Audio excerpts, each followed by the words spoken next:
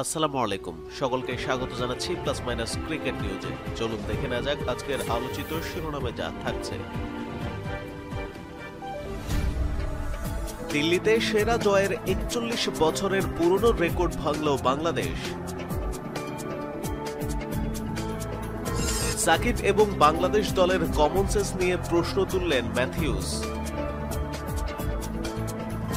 অস্ট্রেলিয়াকে হারিয়ে চ্যাম্পিয়ন্স ট্রফিতে যেতে চায় বাংলাদেশ। সাকিবের সিদ্ধান্তকে মাশরাফির সমর্থন। এদিকে ম্যাচ শেষে সাকিবদের সঙ্গে হাত মেলাননি লঙ্কান ক্রিকেটাররা। তাহলে তাদের কমন সেন্স থাকলো কোথায়? বিস্তারিত জানতে ভিডিওতে লাইক দিয়ে চ্যানেলটি সাবস্ক্রাইব করে না টেনে শেষ পর্যন্ত দেখুন।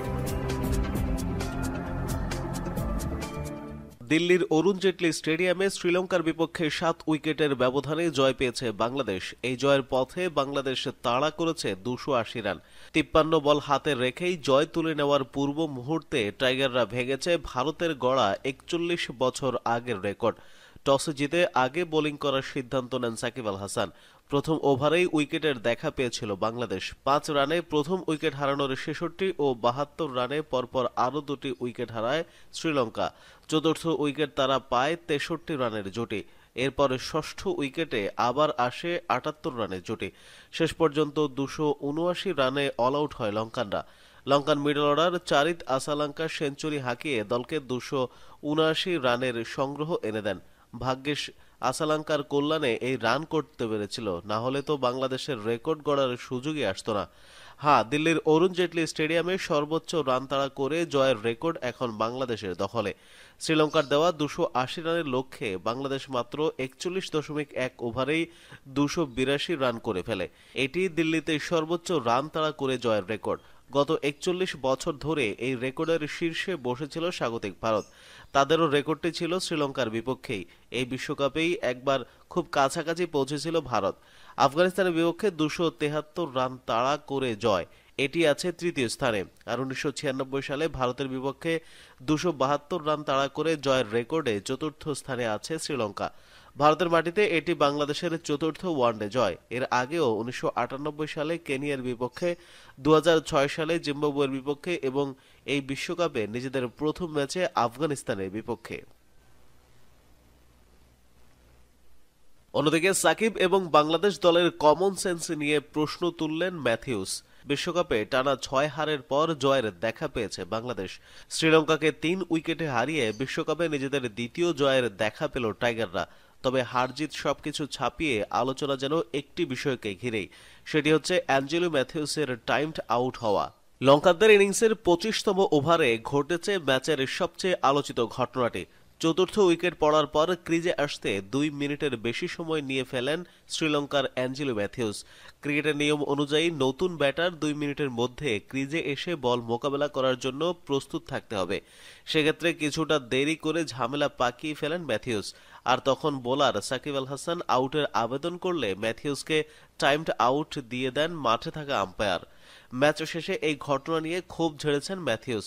ম্যাচ পরবর্তী সংবাদ সম্মেলনে ম্যাথিউস প্রশ্ন তুলেছেন সাকিব এবং বাংলাদেশ দলের কমন সেন্স নিয়ে। ম্যাথিউস বলেন, আমি ভুল কিছু করিনি। ক্রিজে যাওয়ার জন্য আমার হাতে 2 মিনিট সময় ছিল, আমি সেটা করেছি। সেখানে কিছু যান্ত্রিক ত্রুটি দেখা দেয়। আমি জানি না তখন তাদের কমন সেন্স কোথায় ছিল। সাকিব এবং বাংলাদেশের পক্ষ থেকে বিষয়টি অবশ্যই খুবই অসম্মানজনক ছিল। যদি তারা এভাবে ক্রিকেট খেলতে চায় এতটা নিচে নেমে, তাহলে আমার মনে হয় এখানে কিছু একটা গলদ আছে। ম্যাথিউস আরো বলেন, যদি আমি দেরি করে থাকতাম একটা কথা ছিল, আইন অনুযায়ী 2 মিনিটের মধ্যে আমাকে ক্রিজে চলে যেতে হবে। যখন আমার হেলমেট ভাঙলো তখনও আমার হাতে 5 থেকে 10 সেকেন্ডের মতো সময় বাকি ছিল। আম্পায়াররাও আমাদের কোচকে বলেছে যে তারা আমার হেলমেট ভাঙার বিষয়টি খেয়াল করেননি। এখানে আসলে বিষয়টি খুবই কমন সেন্সের। এখানে ম্যান কাটিং বা অবস্ট্রাকিং ফিল্ড নিয়ে আমি কথা বলছি না। এটা কমন সেন্সের বিষয়। বিষয়টি একদমই অসম্মানজনক। ম্যাথিউসের ব্যাপারে প্রেস বিজ্ঞপ্তি দিয়ে আইসিসি অবশ্য আউটের পক্ষেই কথা বলেছে। এই জয়ের ফলে টেবিলের 7ম স্থানে উঠে গেল বাংলাদেশ। অন্যদিকে শ্রীলঙ্কা নেমে গেছে 8তম স্থানে। এদিকে অস্ট্রেলিয়াকে হারিয়ে চ্যাম্পিয়ন্স ট্রফিতে যেতে চায় বাংলাদেশ। শ্রীলঙ্কার বিপক্ষে রোমাঞ্চকর জয়ে হালে কিছুটা পানি পেয়েছে বাংলাদেশ। চ্যাম্পিয়ন্স ট্রফিতে কোয়ালিফায়ারের যে আশা নিভু নিভু ছিল তাও ফের কিছুটা উজ্জ্বল হয়েছে।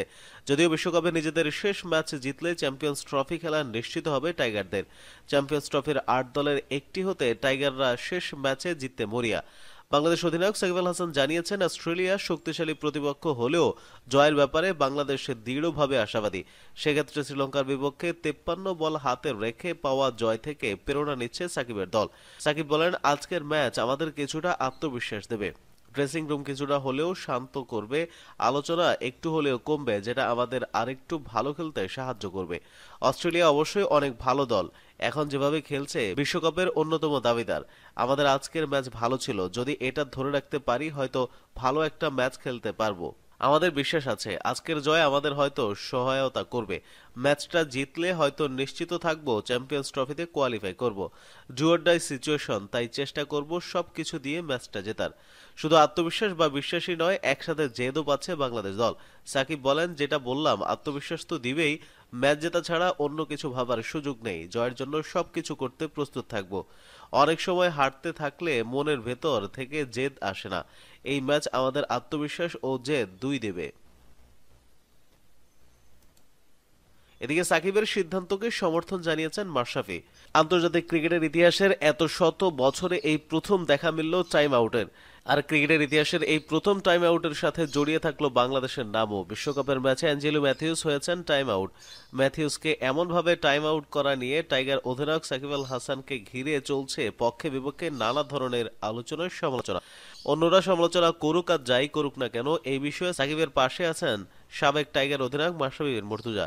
নিজের ব্যক্তিগত ফেসবুক অ্যাকাউন্ট থেকে দেওয়া একটি স্ট্যাটাসে মাশরাফি লিখেছেন, আন্তর্জাতিক ক্রিকেটের প্রায় 150 বছরের ইতিহাসের 19,657তম ম্যাচে এসে এমন টাইম আউট।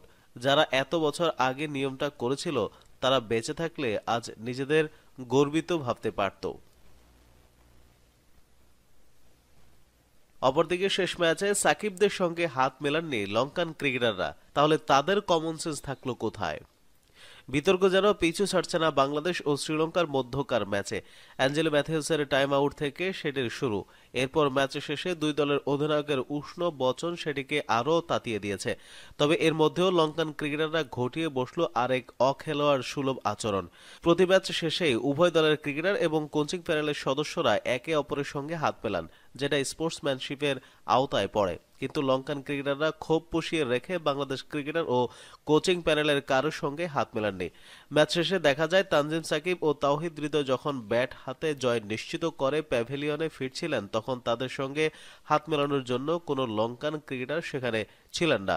কুশল ম্যান্ডিজ ম্যাচ হারের পর সব ক্রিকেটার নিয়ে ড্রেসিং রুমে চলে যান। এতে করে অধিনায়ক হিসেবে চরম অখেলোয়াড় সুলভ আচরণের নজির সৃষ্টি করলেন ম্যান্ডিজ।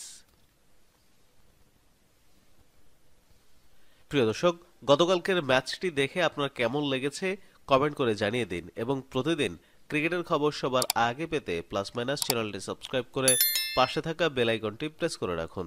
ধন্যবাদ সবাইকে।